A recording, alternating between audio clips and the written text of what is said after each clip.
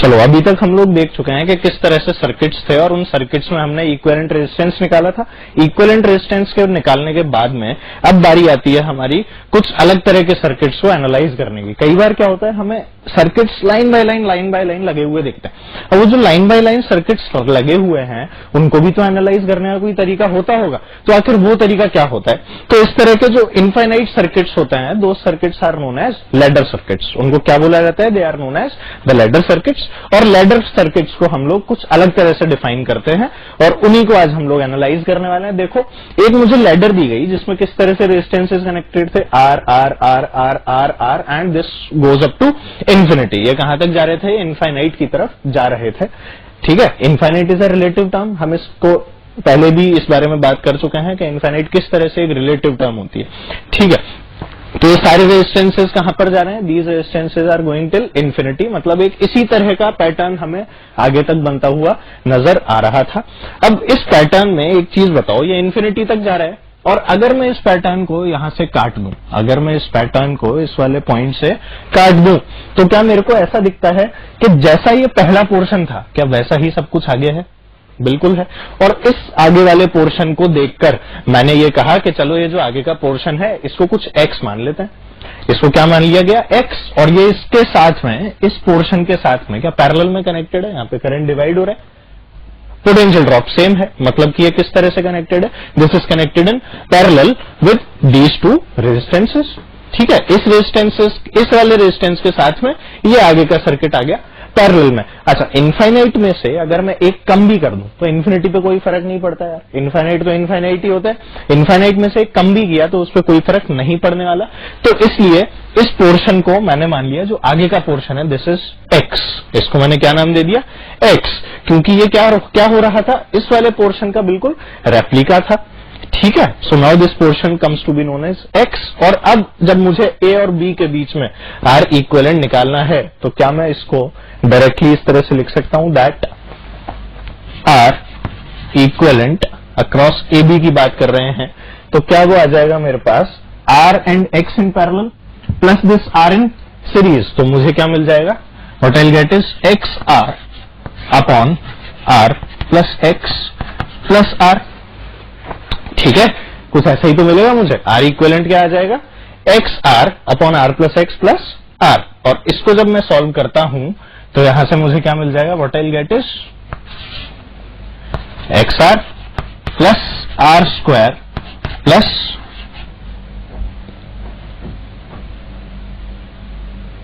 X R and divided by R plus X. कुछ इस तरह की टर्म मिलेगी। और ये जो आर इक्विवेलेंट है, this is equal to what? This is equal to X. ये किसके बराबर है? एक्स के ही तो बराबर है। ठीक है ना, क्योंकि इनफाइनाइट सर्किट है और उसकी वैल्यू किसके बराबर होनी चाहिए? एक्स के बराबर। तो यहां से ये आता है, इसको और आगे सॉल्व किया मैंने तो what I get is X R plus R square plus X R equals to X R plus X square. ये मिला। तो देखो ये 2xr और ये xr, ये दोनों खत्म हो गए।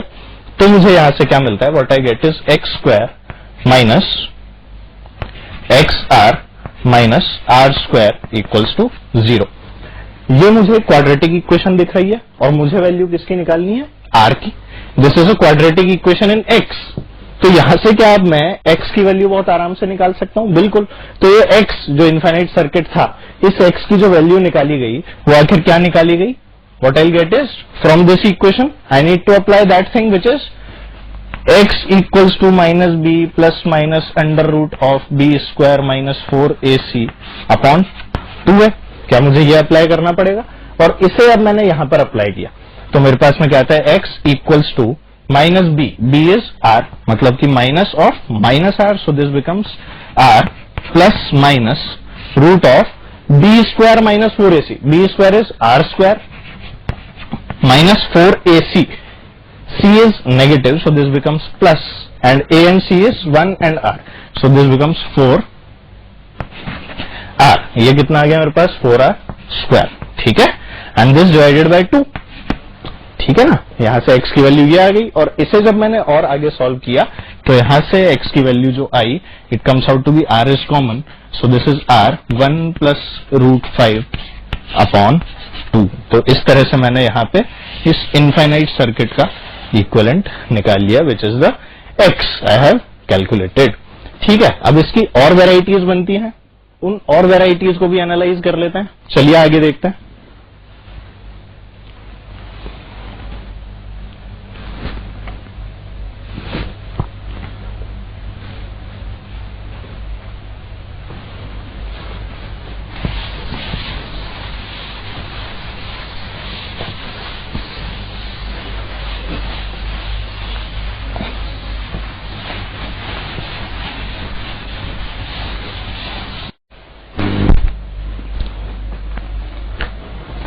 देखो, हम लोग कई तरह के सर्किट्स देख चुके हैं। आर इक्विवेलेंट हमने निकालना सीखा था। आर इक्विवेलेंट के बाद में अब बारी आती है करंट किस तरह से अलग अलग ब्रांचेस में डिस्ट्रीब्यूट किया जाता है। अब हम लोग करंट डिस्ट्रीब्यूशन की अगर बात करें तो आर इक्विवेलेंट निकालना हमारे लिए बहुत जरूरी हो जाता है, और हम लोग अब उसी आर इक्विवेलेंट को आगे की तरफ लेकर जाते हैं कि आर इक्विवेलेंट निकाल के अब मैं किस तरह से किसी ब्रांच में कितना करंट फ्लो कर रहा है उस चीज को कैलकुलेट कर सकता हूं। ठीक है, तो अब अगर मैं इस पहले सर्किट को एनालाइज करूं, इस पहले सर्किट को अगर एनालाइज किया जाए तो देखो, सबसे पहला काम मेरा किसी भी सर्किट को देखते ही क्या होना चाहिए, it should be that I need to find out the R equivalent of that circuit. तो इसका आर इक्विवेलेंट निकालते ही क्या मेरे को करंट पता लग जाएगा इस सर्किट में कितना फ्लो कर रहा है। तो अगर मैंने इस पहले सर्किट को एनालाइज किया तो देखो जरा आर इक्विवेलेंट की बात करते हैं। क्या ये 6 और 3 आपस में पैरेलल में है, मतलब कि इनका गुच्छा क्या एक कॉम्बिनेशन बनाता है।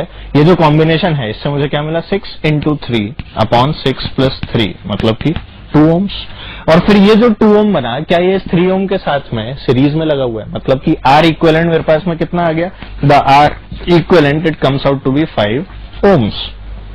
आर इक्विवेलेंट अगर 5 ओम्स आ गया, मतलब कि जो करंट की वैल्यू है, किसकी वैल्यू, करंट की वैल्यू, क्या वो V/R होती है। और क्योंकि वो V/R होती है तो यहां से 50 वोल्ट्स का जो पोटेंशियल डिफरेंस है divided by R equivalent which is how much, which is 5, मतलब कि the current is 10 amperes in the circuit. यहां से मैंने करंट फ्लो निकाल लिया विच इज 10 एम्पियर्स। फ्लो यहां से नजर आ ही रहा है कि किस तरह से फ्लो कर रहा होगा। तो मैंने करंट की वैल्यू तो इसमें कैलकुलेट कर ली। ठीक है, मुझसे पूछा गया इस क्वेश्चन में that find the current through the 6 ohm branch. इसके अंदर करंट जो बह रहा था आखिर वो कितना था। अब जब मुझसे ये वाली बात पूछी गई तो मैं करंट तो निकाल ही चुका हूं। करंट निकालने के बाद और आगे की अप्रोच अब इसमें देखते हैं। तो देखो, अगर ये 10 एम्पियर, यहां पर ये 50 वोल्ट्स, तो ये भी कितना होगा, this will also be equal to 50 volts. ये कनेक्टिंग वायर, मतलब ये भी कितना हो गया, 50 वोल्ट्स। पर क्या अब यहां पर इस रेजिस्टेंस की वजह से एक ड्रॉप आया होगा, और उस पोटेंशियल ड्रॉप की वैल्यू कितनी होगी, 30। वो ड्रॉप क्योंकि 30 का ड्रॉप हो गया, यार करंट ऐसे बह रहा है तो ये पॉजिटिव और ये नेगेटिव, तो 30 का ड्रॉप आने से यहां पर मेरे पास में क्या बचता है, I am left only with 20 volts. यहां मेरे पास में क्या बचता है, सिर्फ 20 वोल्ट्स, यहां पर 20। और जब मैंने इस वाली साइड को एनालाइज किया, so this is 0, this is also 0, क्योंकि ये दोनों 0 तो ये भी 0।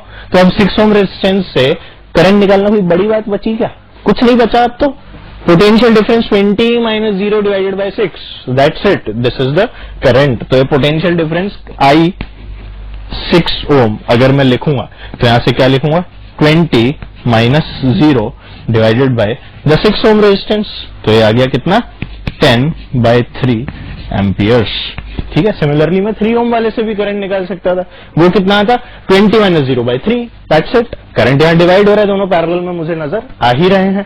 But the main thing was finding the R equivalent of the circuit. जब तक मैं आर इक्विवेलेंट सही नहीं निकालूंगा तब तक मुझे पता नहीं लगेगा कि सर्किट में करंट कितना है, और उस करंट की वजह से सर्किट में जो रेजिस्टेंस लगे हुए हैं उनका पोटेंशियल ड्रॉप आखिर आ रहा है तो वो कितना आ रहा है। तो ये सब चीजें मुझे पता होनी चाहिए, और उसी के बाद मैं इन चीजों को एनालाइज करता हूं। ठीक है, अब इस नेक्स्ट सर्किट को देखते हैं। नेक्स्ट सर्किट में सबसे पहला जो मेरा काम होना चाहिए वो क्या होना चाहिए, इसका आर इक्विवेलेंट फाइंड करना, जो मैं पहले ही बात कर चुका हूं। तो इसका आर इक्विवेलेंट निकालते हैं। चलो जल्दी जल्दी से देखा तो मैंने देखा कि ये वाले 3 ओम और ये वाले 3 ओम, ये दोनों के दोनों जो है ये किसमें है, दोनों सीरीज में लगे हुए हैं। 3 ओम इन सीरीज, मतलब कि मेरे पास क्या बना, 6 ओम। 3 ओम सीरीज में आए तो मुझे मिला 6 ओम।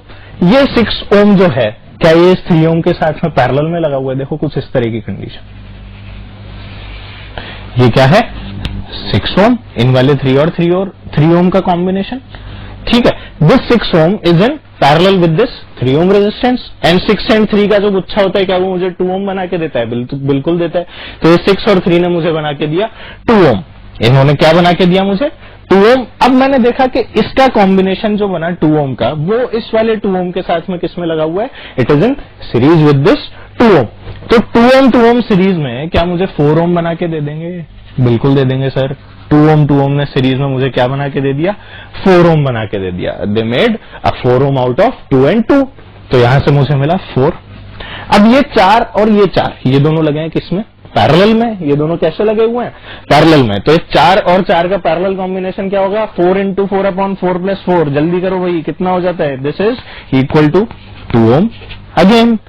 तो इससे जो कॉम्बिनेशन आया वो था कितने ओम का, 2 ओम का, क्योंकि ये दोनों थे पैरेलल में।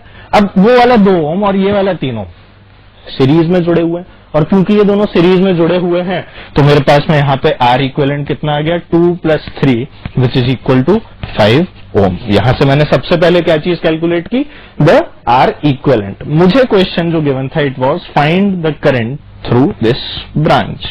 मुझे इस वाली ब्रांच के थ्रू करंट निकालना था। सबसे पहला काम मैंने कर लिया अपना आर इक्विवेलेंट फाइंड करना। आर इक्विवेलेंट आ गया तो क्या अब मैं यहां से करंट फाइंड कर सकता हूं इस वाले सर्किट में कितना है, और वो करंट कितना होगा, V/I। करंट के लिए I इक्वल्स टू V/R। ठीक है, तो V/R जो मैंने किया, V is equal to 50 volt and the R equivalent is 5 ohm. So this becomes 10 amperes. यहां से मैंने करंट क्या निकाल लिया, 10 एम्पियर्स। मतलब कि current of 10 amperes is flowing in this circuit. ये जो 10 एम्पियर का करंट है ये इस रेजिस्टेंस के थ्रू भी फ्लो कर रहा है। So this is positive and this is negative. तो यहां पर जो ड्रॉप हुआ, क्या 30 वोल्ट का यहां पे ड्रॉप हुआ, तो क्या यहां पर मेरे पास में सिर्फ 20 वोल्ट बचा? बिल्कुल। अब देखो इतने सारे इन वाले सर्किट्स को एनालाइज करना थोड़ा सा मुश्किल होता है, तो मैं इसको क्या करता हूं, एक लेवल तक रिड्यूस करता हूं और इसको दोबारा बनाने की कोशिश करता हूं। देखो कैसे रिड्यूस किया गया, इसको रिड्यूस किया मैंने और कहा कि लेट्स से ये हमारी 50 वोल्ट की बैटरी, उसके बाद में ये 3 ओम वाला रेजिस्टेंस, उसके बाद में ये 4 ओम वाला रेजिस्टेंस, और मैंने ये देखा था कि ये 2 और यहां से जो 2 निकल के आया था उन दोनों ने ये वाला 4 ओम वाला रेजिस्टेंस मुझे दिया था, जो कि किसमें थे, पैरेलल में। तो यहां से मुझे मिल गए 2 सेम रेजिस्टेंस जो कि किसमें कनेक्टेड है, पैरेलल में कनेक्टेड है। ठीक है, ये करंट मेरे पास में बह ही रहे, और ये कितना है, 10 एम्पियर। यहां पे जो ड्रॉप है इट इज 20, यहां पर इट इज 0। ठीक है, यहां पर अगेन 0 होगा क्योंकि बैटरी है हमारे पास में 50 वोल्ट्स की। This is 50 volts. ये सब चीजें मुझे इस वाले सर्किट में पता है पहले से। ठीक है, तो अब क्या इस 4 ओम के थ्रू करंट निकालना कोई बड़ी बात है? बिल्कुल नहीं, क्योंकि देखो दोनों रेजिस्टेंसेस सेम है, मतलब कि 1:1 के रेशो में करंट डिवीजन होगा। तो 20 - 0 divided by 4, this will give me the current through this branch. मतलब I equals to 20 - 0 divided by 4 which is equal to 5 amperes. तो मतलब इन दोनों ब्रांचेस के थ्रू कितना कितना करंट जा रहा होगा, दोनों ब्रांचेस के through the current flowing will be 5 amperes. So I get the answer as 5 amperes. ठीक है, तो इस तरह से करंट डिस्ट्रीब्यूशन के लिए मुझे हेल्प किसने की, आर इक्विवेलेंट निकालने में। तो आर इक्विवेलेंट निकालना is the most important part, और उसके बाद में हम सर्किट्स में करंट डिस्ट्रीब्यूशन की बात करते हैं, जो कुछ इस तरह से हो जाता है। अब आगे बढ़ते हैं और आगे के सर्किट्स को एनालाइज करते हैं जो इससे भी।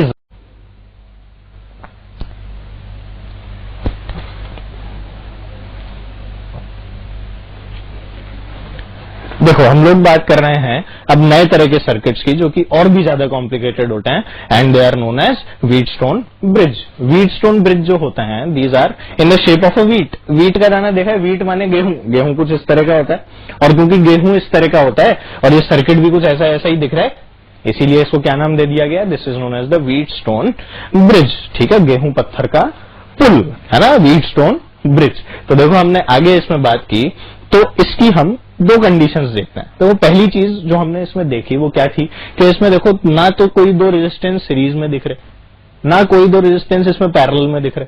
तो यार इसको एनालाइज करूं तो आखिर कैसे करूं? ठीक है, तो इसकी 2 कंडीशंस जो हम लोग पढ़ते हैं वो क्या क्या होती हैं। The first condition is the balanced condition and the other condition is the unbalanced condition, ठीक है। इसकी हम लोग कितनी कंडीशंस पढ़ेंगे?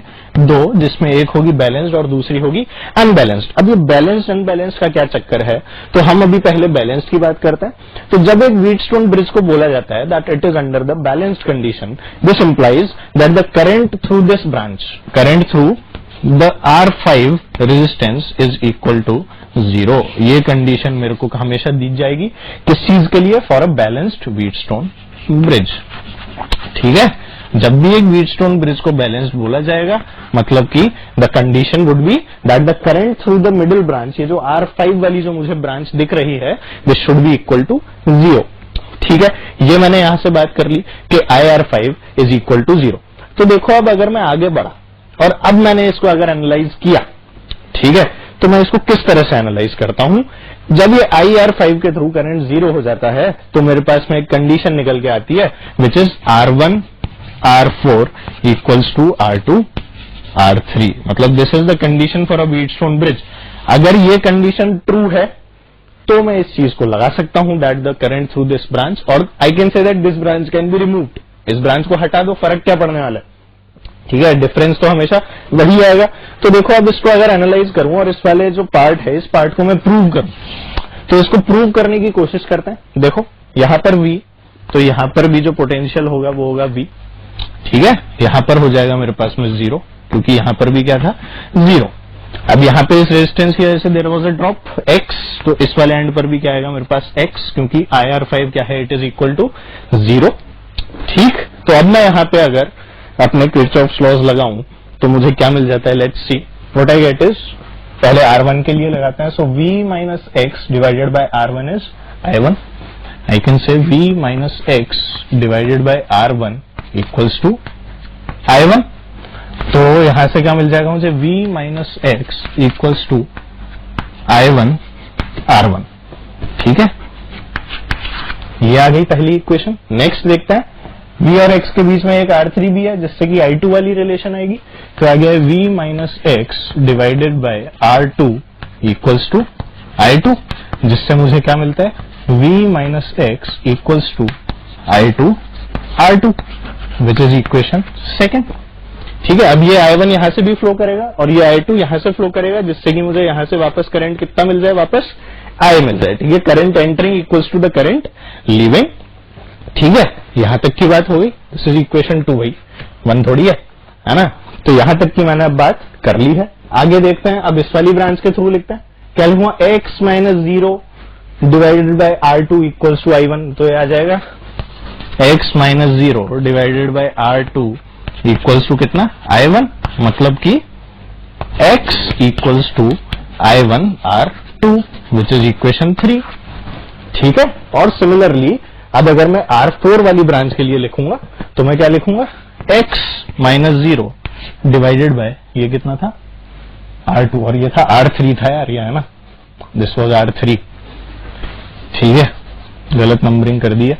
चलो, तो ये आ गया X minus 0 upon R4 and this is equal to I2, जिससे कि सीधा इंप्लीकेशन क्या हुआ? That X equals to I2 R4, which is let's say your equation number 4। तो इस तरह से ये 4 इक्वेशन आ गई मेरे पास, और इनको अब क्या करो? आपस में डिवाइड कर लो। तो इनको जब मैंने आपस में डिवाइड किया, देखो ये सारी चीजें 1 2 3 4, तो इनको जब 1/2 और 2/3, 1/2 3/4 इनको किया गया और परफॉर्म किया, तो मेरे पास जो फाइनल इक्वेशन निकल के आई वो क्या आई? R1 upon R2 equals to R3 upon R4।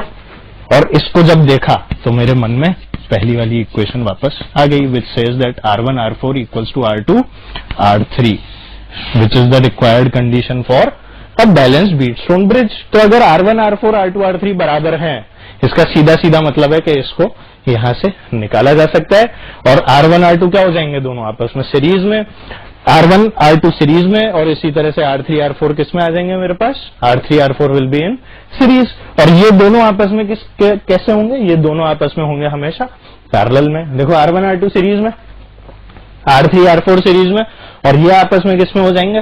Parallel में हो जाएंगे, ठीक है।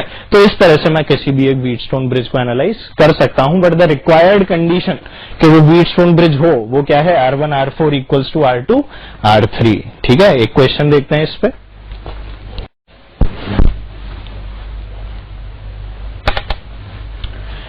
चलो एक व्हीटस्टोन ब्रिज के एग्जांपल को देखते हैं। इस एग्जांपल में मुझे एक सर्किट गिवन है जो कि व्हीटस्टोन ब्रिज जैसा तो नहीं दिखता, पर सर आपने तो कहा था कि व्हीटस्टोन ब्रिज का जो शेप होता है वो बिल्कुल गेहूं जैसा होता है। जरूरी नहीं यार कि वो शेप गेहूं जैसा हो, ठीक है, उसकी जो इनिशियल कंडीशन है वो फुलफिल होनी चाहिए। एक व्हीटस्टोन ब्रिज के लिए इनिशियल कंडीशन क्या है फुलफिल होने की, वो क्या है, R1 R4 equals to R2 R3। तो मैंने जब इसमें अपने नॉर्मल सीरीज पैरेलल कॉम्बिनेशंस लगाने की कोशिश की तो मैं ऐसा कुछ कर ही नहीं पाया। देखो 3 2 कुछ पता ही नहीं लग रहा, पैरेलल में दिख रहे हैं पर ये वाला 2 बीच में आ गया, फिर वापस वो 6 और 4 बीच में आ गए, तो मैं इसको एनालाइज नहीं कर पाया अपने नॉर्मल सीरीज कॉम्बिनेशन वाले जो रूल्स हैं उनसे। अब मेरे को याद आया कि जब इस तरह के रूल्स काम करना बंद कर देते थे तब मेरे को व्हीटस्टोन ब्रिज की कहानी याद आती थी। और उस केस में क्या होता था कि R1 R4 और R2 R3 क्या होने चाहिए थे, बराबर होने चाहिए थे। तो मैंने इसमें देखा कि ये 3 ओम 4 ओम ये कुछ इसी तरह से कनेक्टेड है जैसे R1 और R3 कनेक्ट हुआ करते थे, ठीक है, R1 और R4। ऐसी जो है R2 और R3 ये भी इसी तरह से कनेक्टेड है। मतलब 3 ओम में मुझे मेरा क्या दिखा, R1, 6 में दिखा R2, 2 में दिखा R3 और 4 में दिखा R4, ठीक है। और मैंने इसको चेक किया कि कहीं ये व्हीटस्टोन ब्रिज वाली कंडीशन फुलफिल तो नहीं कर रहा। इस कंडीशन को चेक किया तो मेरे पास में क्या आया, लेट्स सी R1 R4 मतलब कि 3 into 4 equals to R2 R3 6 into 2। अरे यार ये तो 12 और 12 आ गया दोनों तरफ, मतलब कि 12 equals to 12, which means that this is a Wheatstone bridge. इसका इम्प्लीकेशन तो यही है कि ये सर्किट क्या हो गया, हमारा एक व्हीटस्टोन ब्रिज हो गया। तो अब मैं इसे आराम से एनालाइज कर सकता हूं। और इसकी खास बात जो आई वो खास बात क्या थी कि ये जो 2 ओम वाला रेजिस्टेंस है, ये जो 2 ओम वाला रेजिस्टेंस है, this can now be removed from here, ठीक है। यही तो खास बात थी, तभी तो मेरे को सीरीज और पैरेलल वाली चीजें पता लग पाएंगी, नहीं तो इस सर्किट में तो कुछ पता ही नहीं लग रहा था। पर जैसे ही मैंने इसे as a Wheatstone bridge prove किया वैसे ही मुझे अब चीजें नजर आने लगी। तो देखो जरा, इस 2 ओम को हटाने के बाद में जो मेरे पास में सर्किट बचता है वो आखिर कैसा है।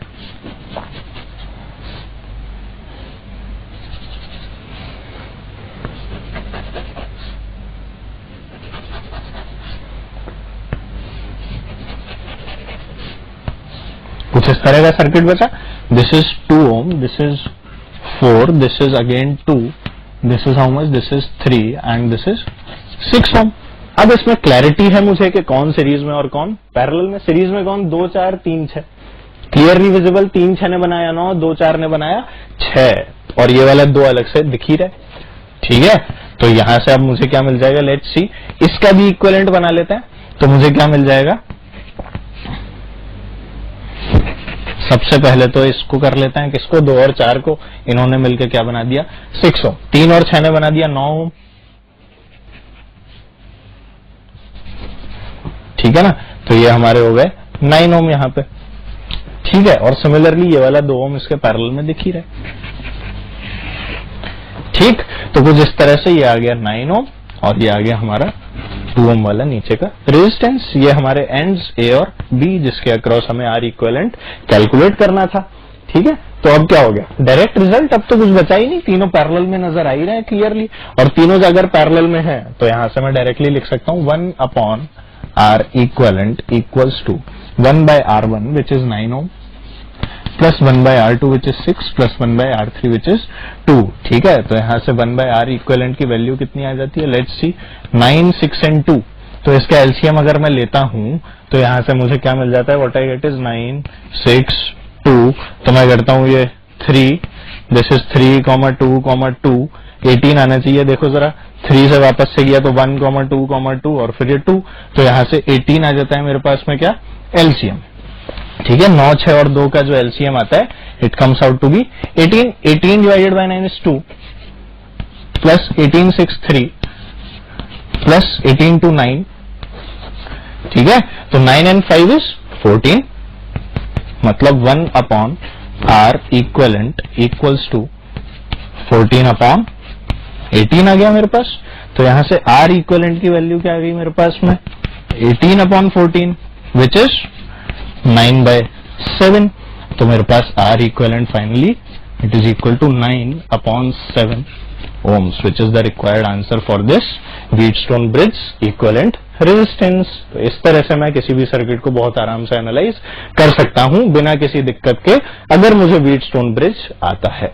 ठीक है, आगे देखते हैं. हम लोग अब बात करेंगे एक अनबैलेंस्ड Wheatstone bridge की. ठीक है, देखते हैं.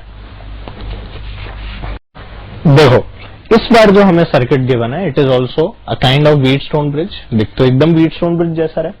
ठीक है, पर यहां जो हमारी बेसिक कंडीशन होती है Wheatstone bridge की, which is R1 R4 equals to R2 R3, ये कंडीशन जो है ये फुलफिल नहीं होती. इसीलिए इस तरह के सर्किट्स को क्या कहा जाता है? These circuits are known as unbalanced Wheatstone bridge. और इसमें हम लोग इस वाले सर्किट को, मतलब इस वाले रेजिस्टेंस को यहां से रिमूव नहीं कर सकते. ठीक है, इस रेजिस्टेंस को यहां से रिमूव हम लोग नहीं कर पाएंगे. देखो, R1 R4 इज कितना 1, और यहां पर ये कितना है 1 into 2 2.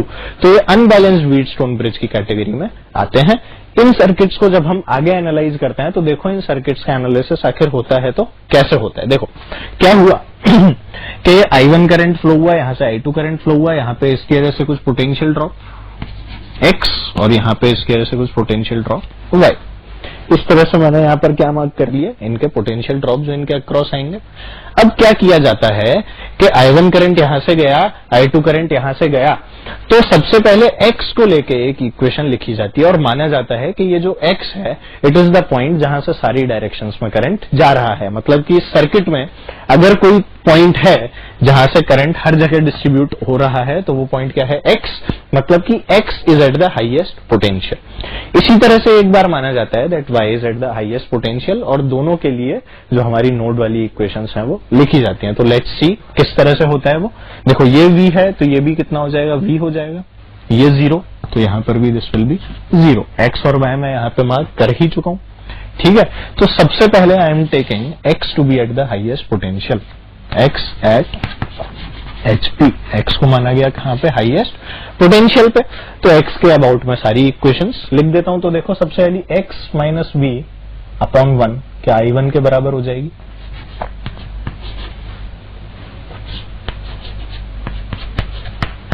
मतलब कि मेरे पास में क्या आ गया? What I get is, similarly अगर Y को हाईएस्ट पोटेंशियल पे माना जाए तो Y के लिए क्या लिखूंगा मैं? Y at HP. इस कंडीशन में जो इक्वेशन आएगी वो क्या आ जाएगी? Y minus 0 divided by 1.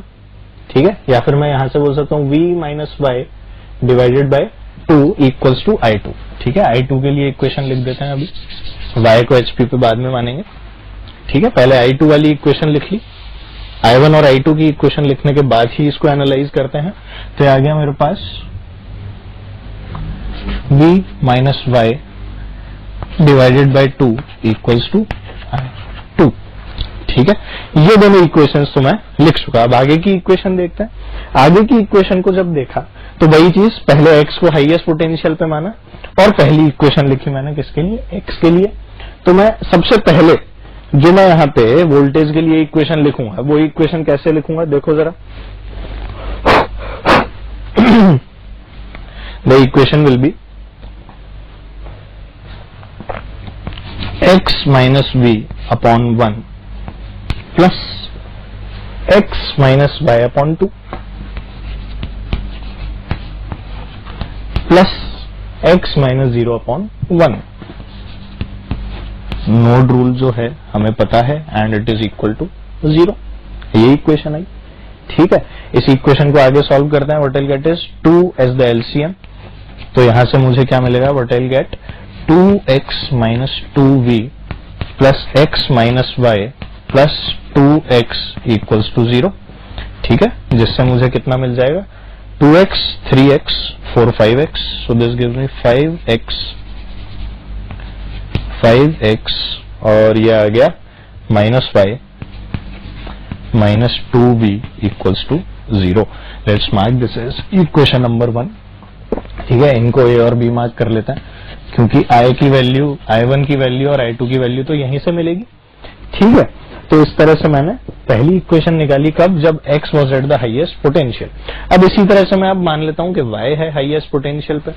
ठीक है, तो Y एट HP और जिस तरह से मैंने x के लिए इक्वेशन लिखी है उसी तरह से इसको लिख देते हैं। तो क्या आ जाएगा, y minus V divided by 2, y minus V divided by 2 plus y minus X by 2 plus y minus 0 by 1 and this is equal to how much, this is equal to 0। इसे सॉल्व किया तो 2 will be the LCM, so this becomes y minus v plus y minus x plus 2y equals to 0, which gives me y 2y 4y minus v minus x equals to 0. Let's call this as equation number 2. तो इस तरह से मेरे पास में दो equations I.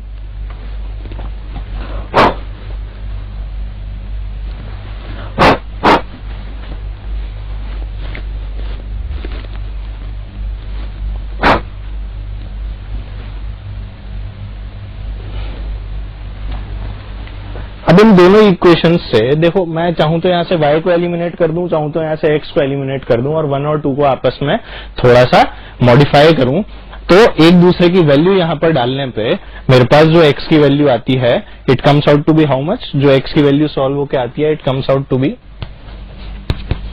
From 1 and 2 the value of x it comes out to be 9v by 19। x की value जो आती है इट इज 9v बाय 19। और सिमिलरली जब मैं वैल्यू y के अंदर अब डालता हूं किसी भी इक्वेशन में, तो y की value comes out to be 7v by 19। y की वैल्यू कितनी आ जाती है, 7v बाय 19। अब इन वाली वैल्यूज को x और y की जब मैं यहां पर पुट करता हूं किसमें, a और b में, तो मुझे a और b से i1 i2 मिल जाता है। ठीक है, तो मेरे पास i1 कितना आता है, ठीक है, पुटिंग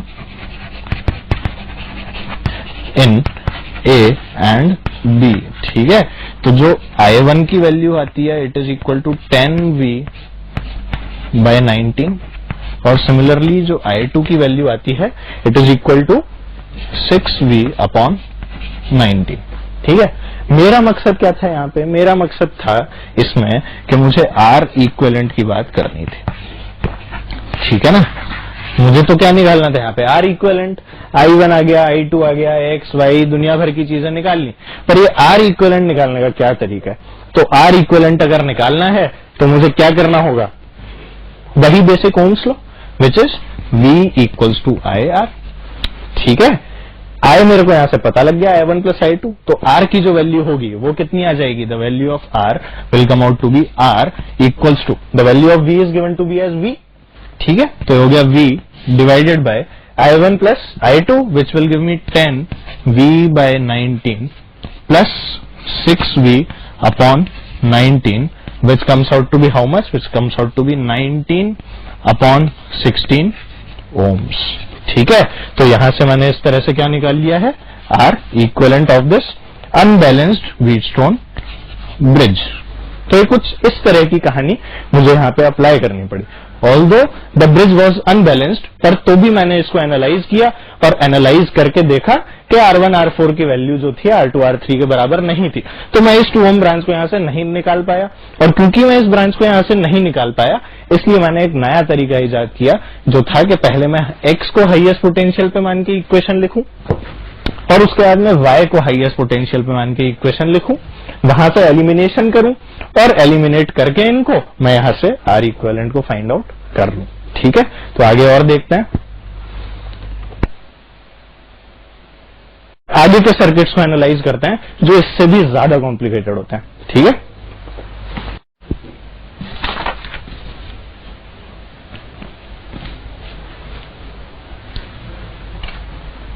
चलो हम लोग कई तरह के सर्किट्स देख चुके हैं, अब हम लोग बात करते हैं सिमेट्रिक सर्किट्स की, किस तरह से सर्किट्स में सिमेट्री देखी जाती है। तो वो सिमेट्री जो होती है वो दो तरह की है। सिमेट्री कितने तरह की, दो तरह की, जिसमें हम लोग पहली देखेंगे मिरर सिमेट्री, ठीक है, और दूसरी हम लोग देखेंगे किस तरह से होती है, फोल्डिंग सिमेट्री। ठीक है ना, तो इस तरह से एक मिरर सिमेट्री देखेंगे और दूसरी हम लोग देखेंगे फोल्डिंग सिमेट्री। अब इस वाले सर्किट को मैंने देखा, तो इस सर्किट में अगर मैं इस सर्किट को देखो यहां से बीच में से काट दूं, ठीक है, और इसे कांच के सामने रख दूं, क्या कर दूं, इसको कांच के सामने अगर रख दिया जाए इतने हिस्से को, तो मुझे क्या दिखेगा, अगर यहां से करंट निकला I2 और यहां से करंट गया I1, तो यहां पे ये चीज तो मुझे पता है किरचॉफ्स लॉ से, दैट यहां पर भी मुझे I मिलेगा 20 है। तो यहां से कितना आ रहा था, I1 आ रहा था, मिरर के अंदर देखा, और यहां से कितना आ रहा था, I2 आ रहा था। अगर ये I2 था और ये I1 था, मतलब कि यहां पर करंट का कोई डिवीजन नहीं हुआ। तो क्या ये वाला जो नोड मुझे दिख रहा है, क्या ये वाला नोड मेरे लिए खराब हो गया? बिल्कुल हो गया। तो इस वाले नोड को हम लोग यहां से हटा सकते हैं। इसे हटाते ही ये जो सर्किट है, this can be drawn like this now, let's see.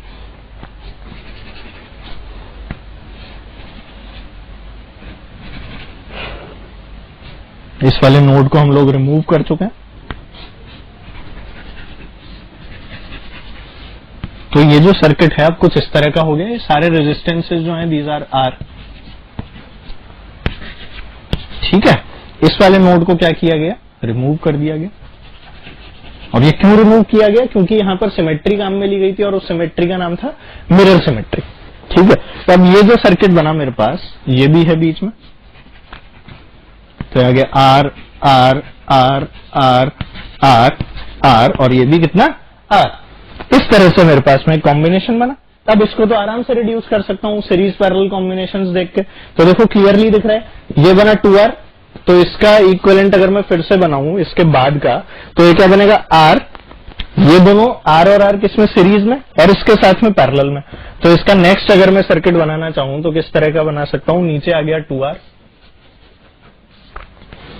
ठीक है, ये दोनों R सीरीज में, फिर ये R, ये दोनों R, और ये वाले R की बात करनी है, मतलब कि कुछ इस तरह से ये आ गया R, ये फिर से आया R, ये फिर से आया R, ठीक है। और ये दोनों R ने क्या बना दिया हमारे लिए, 2R, क्योंकि ये दोनों किसमें है, सीरीज में। ये कॉम्बिनेशन है।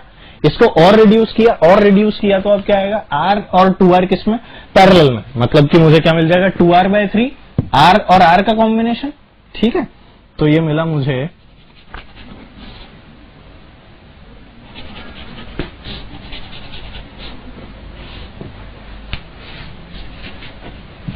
और ये यहां पे कितना, 2R। तो ये आ गया 2R, ये आया 2R/3, ये आ गया R, और ये भी आ गया R, ठीक है। और ये हमारा जो A और B एंड्स हैं उनकी बात हो गई। अब ये R, 2R/3, R तीनों सीरीज में, उसके साथ में ये वाला 2R पैरेलल में। इसको आराम से रिड्यूस करके हम लोग इसमें R इक्विवेलेंट जो है वो फाइनली फाइंड आउट कर सकते हैं। इन तीनों को सीरीज में जोड़ा, R + 2R/3 + R, और इन तीनों का जो सम आया उसको 2R के साथ में हमने पैरेलल में लिया, जिससे मुझे यहां से क्या मिल जाएगा, आई will get the R equivalent for this circuit, ठीक है। आगे बढ़ते हैं।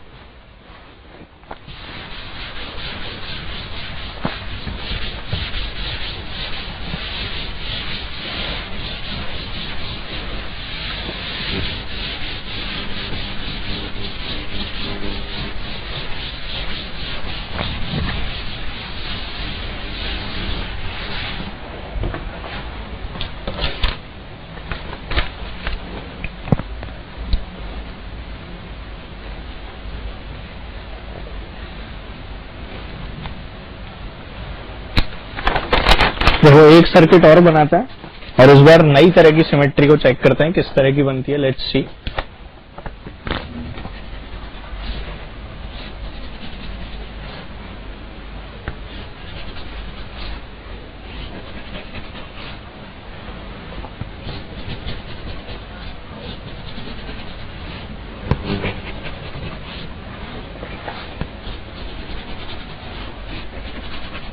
सर्किट्स ही इतने कॉम्प्लिकेटेड होते हैं, उनको बनाने में इतना सारा टाइम चला जाता है। देखो, and this is end B, और ये वाला एंड मुझे दे रखा है कितना, दिस इज एंड ए, ठीक है। ये हमारा सर्किट है और अब इसको एनालाइज करना हमारा काम है। तो जरा देखें,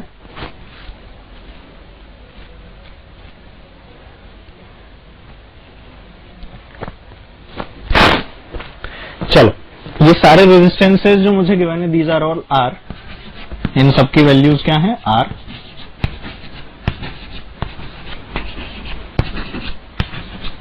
और मुझे A और B के अक्रॉस क्या निकालना है, यहाँ पे इक्विवेलेंट रेजिस्टेंस निकालना है, ठीक है, इस सर्किट को आखिर कैसे किया जाए? मिरर सिमेट्री यहाँ पे कहीं कुछ काम नहीं आ रही, ठीक है, मिरर सिमेट्री काम नहीं आ रही, तो एक नई तरह की सिमेट्री जो हम लोगों ने बात की थी which is known as the folding symmetry, उसकी बात करने वाले हैं। तो देखो फोल्डिंग सिमेट्री में क्या होता है कि मैं इस वाली लाइन के अक्रॉस, ये जो ए बी जो लाइन है, दिस लाइन, इसके अक्रॉस मैं इस वाले पार्ट को ऐसे मोड़ के रख देता, ठीक है, इस वाले पार्ट को उठाया मैंने और इस लाइन के अक्रॉस इसको फोल्ड कर दिया, ऐसे पेपर फोल्डिंग होती है उसी तरह से ये उठाया और इसके ऊपर ऐसा का ऐसा पुट कर दिया।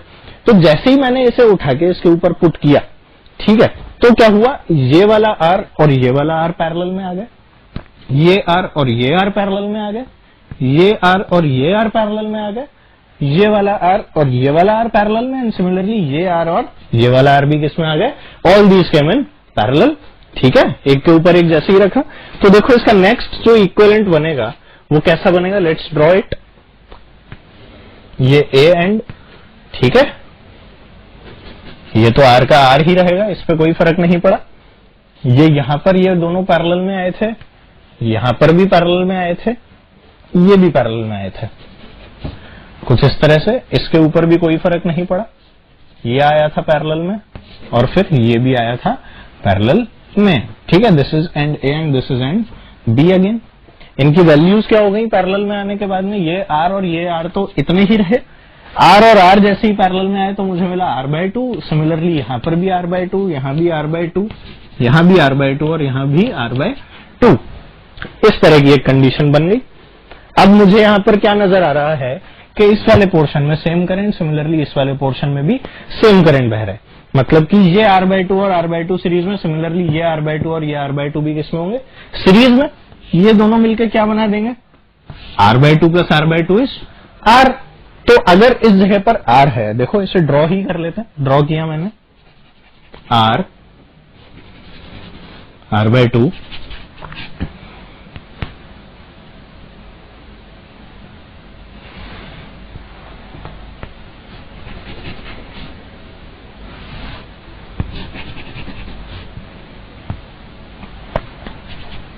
ठीक है ना, कुछ इस तरह की कंडीशन हो गई, ये आ गया r, ये आ गया r, ये आ गया r, ये आ गया r और ये बचा r/2।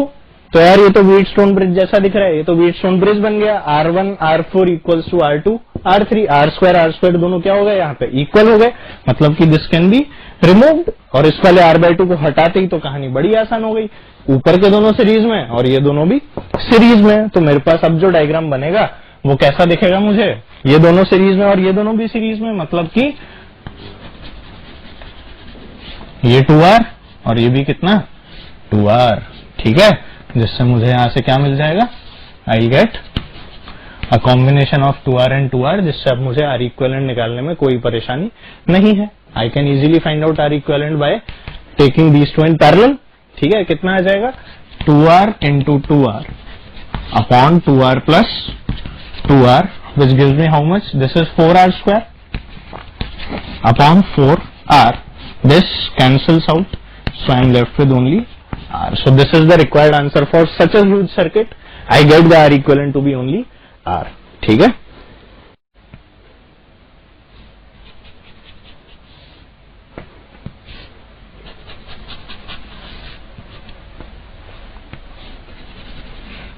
बहुत ही कॉम्प्लिकेटेड सा सर्किट आपको इसमें नजर आएगा।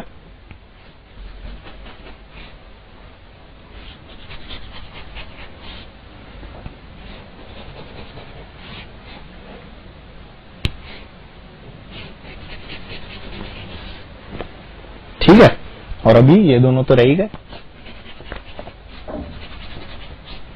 तो ये हमारा सर्किट है जिसमें सारे के सारे रेजिस्टेंसेज हैं R, और अब आप लोगों को सोचना है कि आखिर ये वाला सर्किट सॉल्व होगा तो कैसे होगा, क्या इसमें एक ही तरह की सिमेट्री काम आएगी या इसमें मुझे दोनों तरह की सिमेट्री अप्लाई करनी पड़ेगी, और ये हमारे दोनों एंड्स हैं, this is and A and this is and B।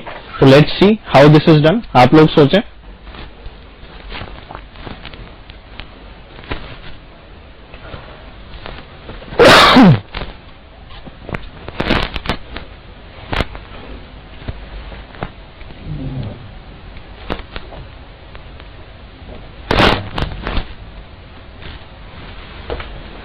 देखो जरा इसमें क्या हो रहा होगा, इसमें अगर मैं A और B के अक्रॉस इसको वापस से मोड़ दूं, क्या कर दूं मैं, वापस से इसे फोल्ड कर दूं, तो देखें जरा मुझे क्या मिलता है, क्या ये सब पैरेलल में आएंगे? देखो ये आर इसके साथ, ये आर इसके साथ, ये आर इसके साथ, ये आर इसके साथ, ये आर इसके साथ, ये आर इसके साथ, क्या ये सब लोग पैरेलल में आ जाएंगे? और लाइन क्या है मेरे मोड़ने की? ए और बी के अलोंग इसको आधे को इस तरह से मोड़ दिया है। तो मुझे जो सर्किट अब मिलने वाला है वो कैसा होगा? Let's see. ये आर और आर इंटैक्ट है हमारे पास, ये हमारे पास इंटैक्ट, ये वाला part this will become R/2, this again is R/2। फिर इसकी बात कर लेते हैं, ये भी R/2 और ये वाला पोर्शन भी कितना बनेगा हमारे पास? R/2 बनेगा। ठीक है, ये बीच वाला हिस्सा जो बचा ये कितना बना? ये भी R/2 और ये भी R/2। तो ये मेरे पास में सर्किट जो है ये रिड्यूस होके कुछ ऐसा बचा। ये R और ये R ही रहेगा क्योंकि इसी लाइन के अक्रॉस इनको मोड़ा गया है, जबकि बाकी बचे हुए सारे सर्किट्स किस में कन्वर्ट हो गए हैं? They have been converted into R/2। और क्यों R/2 में हुआ? क्योंकि ये मोड़ते ही क्या आ गए? इसके पैरेलल में आ गए। ठीक है, अब चलो आगे देखते हैं कि आगे इसका एनालिसिस कैसे होगा। आगे मैंने देखा कि फोल्डिंग सिमेट्री लगा दी। फोल्डिंग सिमेट्री के बाद में भी यार अभी इसे एनालाइज करने में प्रॉब्लम है। तो देखो अगर यहां से I करंट चला, ये I करंट था, यहां पहुंचा I1, यहां पहुंचा I2, और अगर मैं इसको इस वाली लाइन के अक्रॉस काट दूं तो क्या मुझे ये नजर आता है कि यहां पर अगर मुझे I चाहिए तो यहां पर I1 और यहां से I2 घुसना चाहिए? बिल्कुल नजर आ रहा है। तो मुझे इस वाले नोड के अक्रॉस ये वाली बात नजर आ गई कि इस नोड का होना ना होना हमारे लिए फ्यूटाइल है, मतलब कि ये बेकार है। ये नोड हो या ना हो मुझे इससे कोई फर्क नहीं पड़ने वाला। तो इस वाले नोड को हम लोग क्या कर देते हैं? इस वाले नोड को हम लोग रिमूव कर देते हैं हमारे पहले सर्किट की तरह। And I am left with what? I am now left with R, ये भी R, अंदर ये आया अपना R/2, R/2, R/2, ये R/2 और यहां पर ये कुछ इस तरह से R/2 की दास्तान हो गई, क्योंकि ये वाला नोड जो था इसको क्या कर दिया गया? इसको कर दिया गया रिमूव। ठीक है, जबकि ये दोनों थे R और बाकी सब किस में थे? पैरेलल में। This is and A and this is and B। इस तरह से इन दोनों टर्मिनल्स के बीच में मैं अब बड़े आराम से इसका जो इक्विवेलेंट सर्किट होगा वो डिराइव कर सकता हूं। तो देखो यहां पर क्या ये दोनों R/2 किस में? सीरीज में। ये दोनों R/2 भी सीरीज में और ये आपस में किस में? पैरेलल में। तो नेक्स्ट सर्किट हमारा कैसा बनने वाला है? नेक्स्ट सर्किट जो बनेगा वो बना ये दोनों 2R सीरीज में। तो मुझे मिलता है A,